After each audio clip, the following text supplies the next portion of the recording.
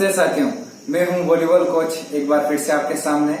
तो आज का जो वीडियो है वह मोस्ट इम्पोर्टेंट है आप सभी के लिए। आज वह सभी डाउट क्लियर होने जा रहे हैं जो बॉल और नेट से रिलेटेड है। बॉल नेट के टच होती है, कहाँ टच होती है, कैसे टच होती है, उससे रिलेटेड। और दूसरा, प्लेयर जब नेट के टच होता है तो कौन सा फाउल है, कौन सा फाउल नहीं है। तो आप पूरा वीडियो देखिए। तो आई होप कि आपका सभी जो डाउट है वह क्लियर हो जाएगा इस वीडियो के बाद। तो आप देखते रहिए, बने रहिए हमारे साथ। सबसे पहला जो पॉइंट आता है ball crossing the net. Ball crossing the net के ऊपर हमने इससे पहले जो वीडियो बनाई थी उसमें भी हमने बताया था। अगर आपने नहीं देखी है तो डिस्क्रिप्शन में जाइए, वहां पे वीडियो का लिंक मिलेगा, आप उसको देख सकते हैं। और भी वीडियो में मैंने फर्स्ट वीडियो में भी बताया था जो बॉल को जब बॉल क्रॉस होती है तो किस कंडीशन में होगी। एक बार फिर से देखते हैं। आप देखिए, जो यह नेट है और नेट के अंदर दोनों एंटीने लगे हुए हैं। एंटीने के अंदर जितना जो स्पेस है वह 9 मीटर का कहते हैं क्रॉसिंग स्पेस। यह जो है 9 मीटर है। तो बॉल कहां से क्रॉस होनी चाहिए? नेट के ऊपर से। नेट के ऊपर जो आपकी हाइट है, जो नेट की हाइट होती है उसमें 243 और 224। तो यह जो नेट हाइट है उसके अनुसार इस नेट के ऊपर से और क्रॉसिंग स्पेस से बॉल जाएगी, वह बॉल मान्य होगी। उसके बाद डाउट नंबर 1, सर एंटीने के ऊपर से जाएगी तो क्या होगा? तो ऐसा कुछ नहीं है। फर्स्ट रेफरी है वह अपने इमेजरी लाइन से देख लेता है कि एंटीने के ऊपर से गई। सेकंड रेफरी भी ध्यान रखते हैं, इवन लाइन जज भी ध्यान रखते हैं। तो 3-3, 4-4 लोग मिलकर उसके ऊपर ध्यान रखते हैं। तो उसके बाद पता चल जाता है कि आपका एंटीने के ऊपर से गई है तो वह एंटीने को छू रही थी या नहीं छू रही थी। कितना भी ऊपर से जाए तो यह जाएगी तो इसी स्पेस के अंदर से जाएगी। एक बात और हुई थी, हमने इससे पहले वाली वीडियो में बताया था, अगर इस कोर्ट का जो प्लेयर है, बॉल अगर एंटीने के बाहर से चली जाती है, यह प्लेयर भी बाहर से लाके वापस अंदर खेल सकता है। एंटीने के अंदर से बाहर जाने वाली बॉल को आप लाके नहीं खेल सकते। और बाहर जाते समय आप सामने वाली टीम के कोर्ट के किसी भी हिस्से को आप टच नहीं कर सकते। आगे हम बात करें, यह नेट है तो नेट के नीचे से, कभी कभी नेट के नीचे से बॉल क्रॉस होते हुए आगे चली जाती है। तो कब तक खेल सकता है? जब तक कि पूरी 100% बॉल उधर चली नहीं जाए तब तक आपके नीचे से, नेट के नीचे से बॉल को निकाल के ला सकते हो। 100% अगर पूरी चली जाती है तो वो, क्योंकि वॉलीबॉल डायनामिक गेम में इतना मूवमेंट फास्ट होता है तो फर्स्ट रेफरी उसको इमेजिन करके दे सकता है। और आप फर्स्ट रेफरी को चैलेंज नहीं कर सकते क्योंकि फर्स्ट रेफरी को ऊपर से पूरा विजन होता है और वह देख के इसको दे देता है। अब अगर हम बात करते हैं बॉल टचिंग द नेट, पहला क्वेश्चन सीधा सा, सर्विस करते हैं नेट टच फाउल नहीं है। इसके बारे में हम ज्यादा बात नहीं करेंगे, सीधा आगे चलते हैं। सर्विस नेट टच नहीं है, स्पाइक करके भी बॉल अगर नेट टच होके पट्टी होके जिधर गिरती है उसको मान्य किया जाएगा। बॉल अपना पावर से अगर उधर चली जाती है तो उसको अलाउड कर दिया जाता है। अब हम बात कर रहे हैं 3 हिट के अंदर जानी चाहिए। अगर तीसरा हिट या बॉल नेट के अंदर आपने बॉल को अटैक किया और बॉल या तो नेट को फाड़ के निकल गई या बॉल नेट के अंदर ही रह गई, ऐसी कंडीशन में क्या कहेंगे? ऐसी कंडीशन में बॉल जो है, रैली जो है वो रिप्ले होगी। बॉल अगर नेट को फाड़ देती है या बॉल खुद फट जाती है क्रॉस होने से पहले, तो ऐसी कंडीशन आती नहीं है जनरली। अब बात आती है most important, player at the net. खिलाड़ी नेट के ऊपर जो भी मूवमेंट करता है, मोस्ट इम्पोर्टेंट है, आप ध्यान से देखेंगे। खिलाड़ी नेट के ऊपर जो भी मूवमेंट करता है, किस किस कंडीशन में बॉल को टच कर सकता है, किस किस कंडीशन में बॉल को टच नहीं कर सकता। जब ब्लॉकर ब्लॉक करने के लिए तैयार है, यह ब्लॉकर ब्लॉक करने के लिए तैयार है, इसके दोनों हैंड है और इधर से बॉल हिट हो रही है, जब तक यह तीसरा अटैकर जब बॉल को हिट करता है, अटैकर जो है वह बॉल को हिट करता है, उसके बाद ब्लॉकर इसको टच कर सकता है। उससे पहले जब सेटर ने बॉल को सेट किया, अपने ही कोर्ट में है और उसको अगर भी ब्लॉकर टच कर देता है तो यह हो जाता है फाउल, इसको नहीं कर सकता। उसी को अगर यह अटैकर, यह सेटर सेट करता है तब तो इस बॉल को नहीं कर सकता। और अटैकर जब हिट करता है उसके बाद वह ब्लॉक कर सकता है। यह इस चीज का आप खास तौर से ध्यान रखेंगे। सर्विस को भी ब्लॉक नहीं कर सकता, सेट को भी ब्लॉक नहीं कर सकता और कभी कभी कंडीशन ये आती है सर बॉल अगर क्रॉस हो रही है, अगर बॉल क्रॉस हो रही है इसका मतलब वो अटैक है। अगर बॉल अगर उसी कंडीशन में छोड़ दी जाए, बॉल वापस उस कोर्ट में नहीं गिरे, सेटर की बॉल उस कोर्ट में नहीं गिरे और सामने वाले कोर्ट की में अगर गिरने की कंडीशन में है, उसको ब्लॉक करता है, तो वह एक तरह से बॉल अटैक ही है, बॉल इधर आ रही है अपने कोर्ट में, उसको ब्लॉक कर सकता है। मगर वो बॉल सेट कर रहा है और अपने ही कोर्ट में जा रही है, बॉल अटैकर के पास जा रही है, उससे अटैकर के अटैक हिट से पहले आप उसको ब्लॉक नहीं कर। दूसरा एक जनरली क्वेश्चन पूछ लिया था कमेंट बॉक्स में मेरे दोस्त ने कि सर अटैकर जब अटैक हिट करता है उसके बाद सामने वाले कोर्ट में हाथ को घुमा के ला सकता है क्या? नेट है, उसको मैंने अटैकर को अटैक को हिट किया, बॉल को यहाँ से हिट किया, उसके बाद मैंने फॉलो थ्रू में जब मेरा हाथ जा रहा है तो इसको दूसरे ये नेट है इसके कोर्ट में घूम के वापस आ सकता है, बशर्ते आप नेट को टच नहीं करो। पेनिट्रेशन अंडर द नेट, जब नेट के अंदर बॉल चली जाती है और उसको लाने की कोशिश करता है, जनरली सेटर देखा होगा आपने, या अटैकर ने अटैक हिट किया या ऐसा पास आया अंदर गया और सेटर है उसको निकालने की कोशिश कर रहा है। कब तक निकाल सकता है? जब तक कि इस स्पेस से बॉल पूरा 100% इधर नहीं चला जाता, 1% भी अगर नेट के टच तक है तो यह सेटर इसको निकाल सकता है। इस चीज का आप खास तौर से ध्यान रखेंगे अंडर द नेट, क्योंकि आपको चोट नहीं लगे, बॉल नेट के अंदर से बाहर जा रही तो रैली अच्छी चले कुल मिला के। एक बात और आती है, जब अटैकर अटैक करता है तो सामने वाले कोर्ट में जा सकता है क्या?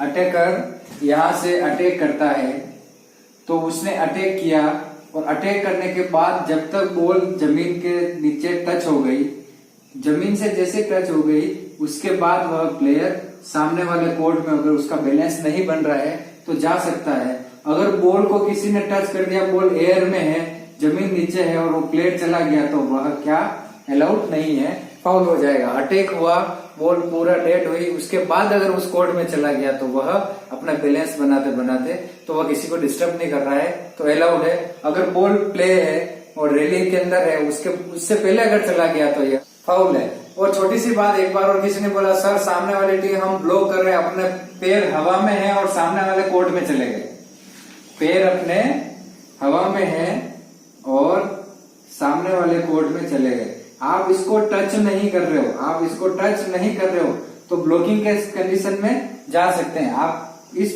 सरफेस को आपको टच नहीं करना है, बाकी आप जा सकते हो। एक जो रूल्स है उसके अकॉर्डिंग आप देखेंगे, जब सेंट्रल लाइन है, प्लेयर का पांव पूर्ण रूप से इस कोर्ट के अंदर चला जाता है, वह फाउल है। प्लेयर यहाँ से चला जाता है और अपने कोर्ट अपने में कहा है, यह एयर में हवा में है, अपने कोर्ट में तो है, टो कहाँ है ये, एडी कहाँ है ये, तो इस कंडीशन में ये भले अपने कोर्ट में क्यों नहीं है, अपने कोर्ट में क्यों नहीं है, और ये किसमें है, यहां से लेके हिस्सा ये किसमें है, हवा में है, और ये किसमें, सामने कोर्ट में है, तो इसको हम फाउल दे सकते हैं। मगर जब हम सामने वाली टीम को डिस्टर्ब नहीं कर रहे हैं और आप पूरा प्लेयर के पांव इधर है और प्लेयर इधर गिर गया और बॉल चल रही है यहाँ पे, इसने डिस्टर्ब नहीं किया तो यह फाउल नहीं है। आप ध्यान देंगे तो यह फाउल नहीं काउंट होगा। सबसे इम्पोर्टेंट जहां पे क्वेश्चन आंसर जो जनरली पूछे जाते हैं फिजिकल एजुकेशन वालों को और अपने को भी पूछे जाते हैं, कॉन्टेक्ट विद द नेट, जब प्लेयर खिलाड़ी खेलते खेलते नेट के टच होता है, कहाँ फाउल है और कहाँ फाउल नहीं है।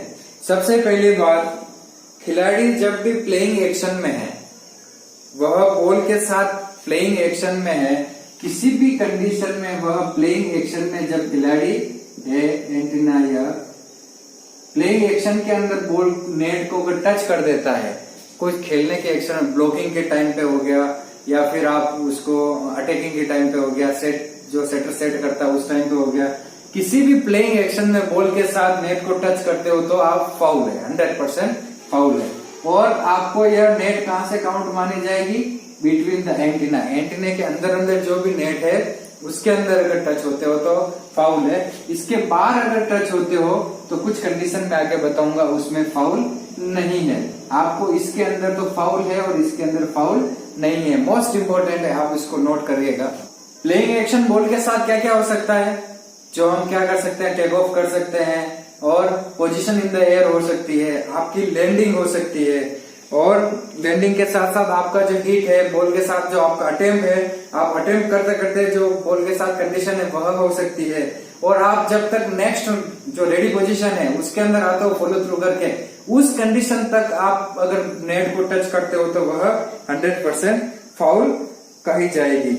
और इसके एंटीने के बाहर अगर आपको रस्सी या नेट को टच होते हो और इधर कोई टीम डिस्टर्ब नहीं होती है, अपनी टीम या सामने वाली टीम, इधर आपने प्लेइंग एक्शन में बॉल चली गई पीछे और आप यहाँ से जाते जाते थोड़ा सा नेट टच हो गया, कहाँ से हो गया, एंटीने के बाहर से, तो वह अलाउड है, कोई फाउल नहीं है। आप उसको रेफरी में जनरली करते हैं कि आप उसको रैली कंटिन्यूस रखें।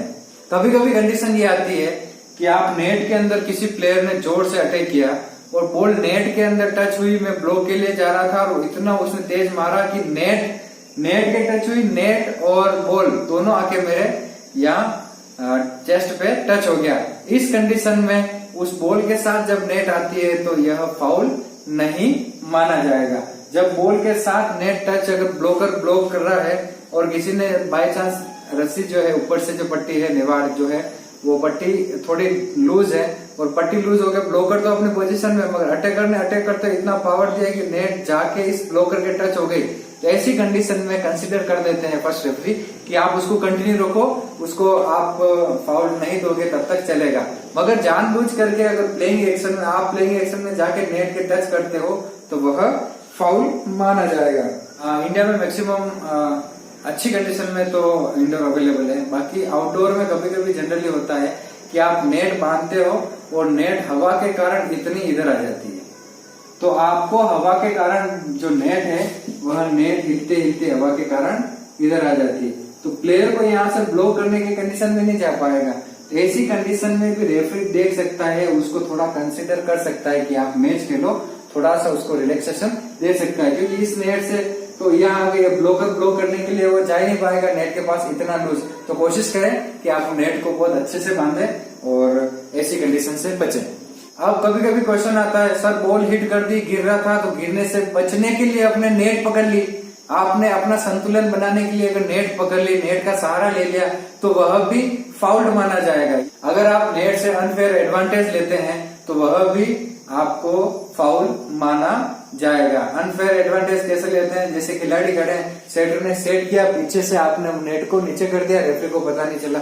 जनरली रेफरी पकड़ लेते हैं, 24 कैमरास होते हैं इंटरनेशनल लेवल पे, तो आप कहीं से बच के जा नहीं सकते। 24 कैमरे हैं, 24 कैमरे में कहीं कहीं आप पकड़ में आ जाएंगे। एक कंडीशन आती है, नेट के ऊपर आप कैच या होल्ड करते हैं, नेट के ऊपर आप कैच या होल्ड करते हैं। जनरली ब्लॉकर को हम ट्रेनिंग देते हैं, तो ब्लॉकर बॉल को लेके स्विंग करके ग्राउंड के अंदर स्विंग करता है, तो ऐसी कंडीशन में या फिर साइमल्टेनियसली टच होता है तो थोड़ी देर के लिए जब हवा में माइक्रोसेकंड होता है, ऐसी कंडीशन लगता है कि बॉल दोनों तरफ से होल्ड हो गई है, तो नेट के ऊपर इन दोनों कंडीशन में फाउल, नेट टच नहीं हो रहा है और ऐसे मूवमेंट ऊपर चल रहे हैं तो वह फाउल नहीं दिए जाएंगे। आप फिर से उसका ध्यान रखिए, साइमल्टेनियसली टच में बिना नेट टच कर किए बॉल होल्ड जैसी कंडीशन लग रही है, दोनों प्लेयर हवा में है या फिर ब्लॉकर स्विंग करके बॉल को स्विंग करके दूसरी जगह डाल रहे हैं, स्विंग करके ग्राउंड के अंदर उसको स्विंग कर रहे हैं, तो ऐसी कंडीशन में आप उसको फाउल नहीं देंगे। आई होप आपको इस वीडियो में कुछ नई जानकारी, जो बेसिक जानकारी है उसका आपने वापस रिवीजन किया होगा, या फिर आप अगर नए हैं वॉल्यूम के साथ जुड़ना चाहते हैं तो आपके लिए यह जो वीडियो है वह आपके लिए उपयोगी साबित होगी, ऐसा मैं विश्वास रखता हूं। अगर आपको यह वीडियो अच्छी लगी हो और थोड़ा सा 1% भी कहीं ना कहीं आपको यह वीडियो वॉलीबॉल के अंदर हेल्प करेगी as a player, as a referee, तो आप मुझे कमेंट्स में जरूर बताएं और लाइक करिए, सब्सक्राइब करिए और इसी तरह हौसला अफजाई करते रहें ताकि मैं आगे और भी वीडियो बनाता रहूं। Thank you very much.